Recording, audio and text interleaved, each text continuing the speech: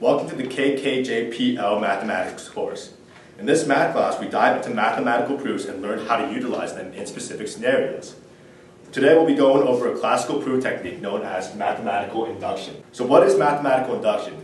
Mathematical induction is a proof technique essentially used to prove that a property P of n holds for every natural number n for when n equals 0, 1, 2, 3, 4, 5, and so on and so forth. Or it may start from a specific number n, like 3, and then go from 3, 4, 5, 6, and so on and so forth.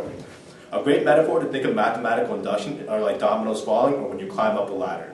When dominoes fall, they fall in order like mathematical induction, and when you climb up a ladder, you reach the top rung by rung.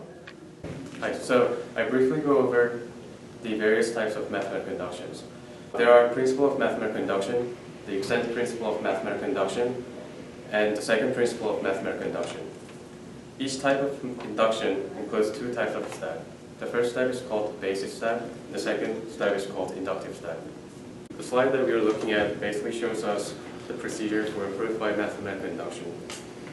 The primary use of the principle of mathematical induction is to prove that P of n holds for any integer n in a natural number, where P of n is sum of a statement.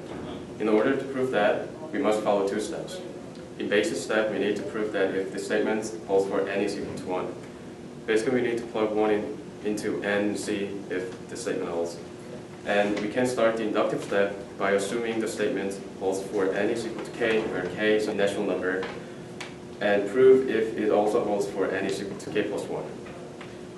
Then, once the inductive step has been established by the principle of mathematical induction, we have proof that the statement holds for each natural number n.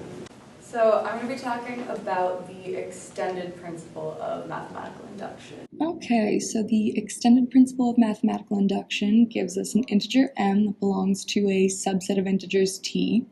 And for every integer k that is greater than or equal to m, if k belongs to the subset t, then k plus 1 does as well. The way that we use the extended principle is very similar to what we did before, but instead of proving p of 1 in the basis step, we're going to be proving p of m. And then in the inductive step, we do virtually the same thing, and we can conclude that p of n is true for all integers n that are greater than or equal to m. So my job is to get you familiar with the well-ordering principle. What the well-ordering principle states is that every non-empty set of positive integers has a least element. In order to physically show this, we describe it with using fruit in a basket. The basket itself represents a set of integers that are positive, and the blueberry, apple, and watermelon represent three different integers. The blueberry being the smallest, apple being the second smallest, and watermelon being the largest. You place them all into the set, you get 3 blueberries, 2 apples, 1 watermelon. The blueberry is the least element because it's both smallest in size, which also would in turn relate to the smallest positive integer.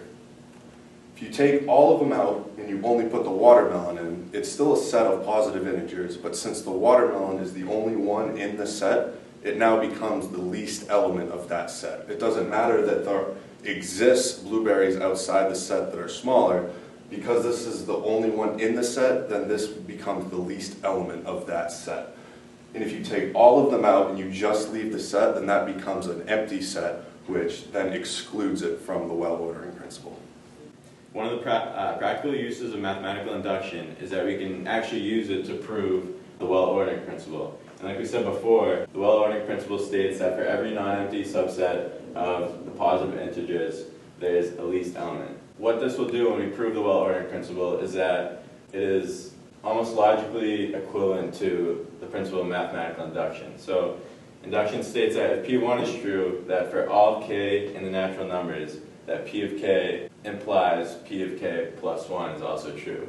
So if we take a look at this number line, starting at 0, of the positive integers, 0, 1, 2, 3, all the way up until infinity, that if we make the claim that for some set S that contains n in the natural numbers, that there's some P of n that's going to be false.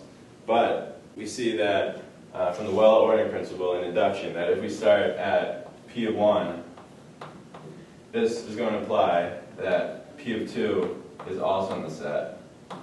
And then P of 2 implies that P of 3 is also in the set. So then if we continue this trend all the way up until until the set that we stated here. Say the set starts at n equals 10, all the way up until n equals 50. Then once we get to 9, which is p of n minus 1 in the set, p of 3 will imply p of 4, all the way up until p of 9, which is n minus 1. And then p of n minus 1 will imply p of n. And this n, in this case, is 10. So then 10 will imply all the numbers up and through 50, which is, for this example of a set that we implied in the statement. So by contradiction, we find that this statement is true for all p of n in the set p of 10 through p of 50. Therefore, we reach a contradiction in that the statement must be true for all n, therefore proving the well-ordering principle.